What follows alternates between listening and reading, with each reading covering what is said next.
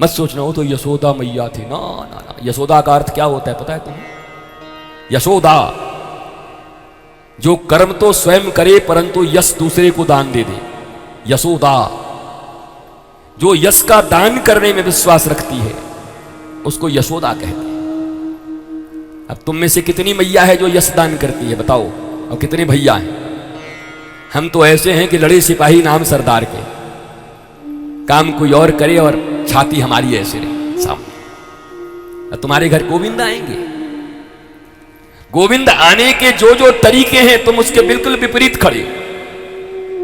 जो जो चीज उनको आने के लिए चाहिए तुम उनके बिल्कुल विपरीत खड़े, और फिर भी आशा लगाए बैठे हो कि कभी गोविंद आ जाएगा।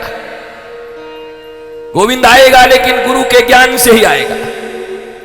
गुरु के ज्ञान को सुनने की धैर्य तुम में नहीं है।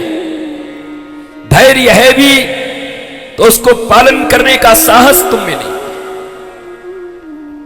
इतना धैर्य और साहस जिस व्यक्ति के भीतर आ जाए। ध्रुव की आंखों से, ध्रुव ने भगवान से प्रश्न पूछा कि तुम बड़े कठोर हो, माखन मलाई जैसा मैं समझता था। बताओ, मैं छोटा सा बच्चा 5 साल का 6 महीने से बिना खाए पिए तुम्हारी तपस्या कर रहा हूं, अब आ रहे हो? 5 साल का बच्चा हूं मैं, हवा भी नहीं पिया, पहले पत्ते खाया, फिर पानी पिया, फिर खाना भी छोड़ दिया, फिर मैंने श्वास लेना भी छोड़ दिया। तुम कठोर हो, जालिम हो। भगवान ने कहा चुप रह, बहुत बोलता है। बोला क्यों? बोला सुन ध्रुव, मैं किसी कठोर तपस्या, जिम्नास्टिक, उल्टे लटकने और बहुत भूखे रहने और खाने से नहीं मिलता। मैं सत्य कहता हूं।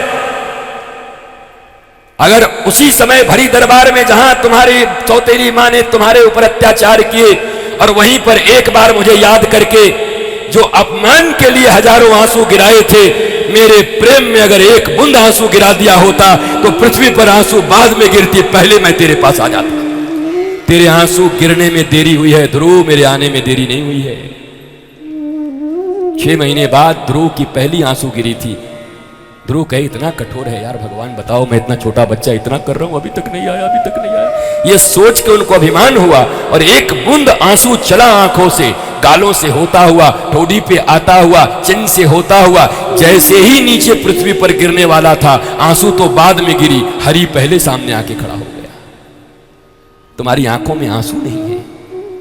कौन कहता है कि भगवान खाते नहीं, बेर सबरी की तरह तुम खिलाते नहीं। सुनते तो बहुत हो, आप बहुत सुनते हो, पर मानते क्यों नहीं?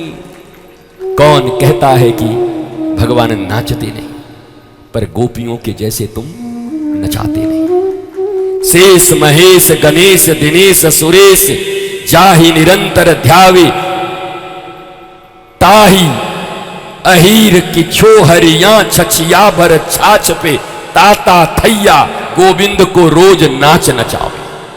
बताओ महाराज, शेष महेश गणेश दिनेश सुरेश, जानते हो ये लोग कौन कौन है ना? गणेश को तो जानते हो, गणपति बहुत रखते हो तुम लोग, गणेश तो समझते हो ना गणपति। बोला शेष महेश गणेश दिनेश सुरेश महेश जाहि निरंतर ध्यावे, और ताही वृंदावन के अहीर की छोहरियां छछिया भर छाछ पे, गोविंद से ताता थैया नाच करावे। ये शेष महेश भगवान शंकर गणेश भी ध्यान करके जिस पुरुष को जल्दी से नहीं पाते, यो ब्रह्म रुद्र सुख नारद भीष्म मुख्य रा लक्षितो न सहसा पुरुषस्य तस्य, वो पुरुष कौन पुरुष? यो ब्रह्म रुद्र सुख नारद भीष्म मुख्यर रा लक्षितो न सहसा पुरुषस्य तस्य, वो पुरुष परम पुरुष। महापुरुष और परम पुरुष में अंतर है। महापुरुष हैं, आप महापुरुष हो सकते हैं, वो परम पुरुष है, ध्यान रखा करो। महापुरुष की लीला हो रही है और परम पुरुष की लीला हो रही है, अंतर है। श्री कृष्ण की लीला परम पुरुष की लीला है, परम एब्सोल्यूट, उसके ऊपर कोई नहीं। इसलिए इस लीला का श्रवण करते समय व्यक्ति को अपनी भूमिका पूरी बना लेनी चाहिए, क्योंकि चीरहरण होगा, महारास करेंगे, नाचेंगे गोपियों के साथ। न जाने तुम्हारी कहां बुद्धि भ्रष्ट हो जाए, कहां टायर तुम्हारा फट जाए, कहां तो आए थे पुण्य लेने और पाप के भागी बन के चले जाओ।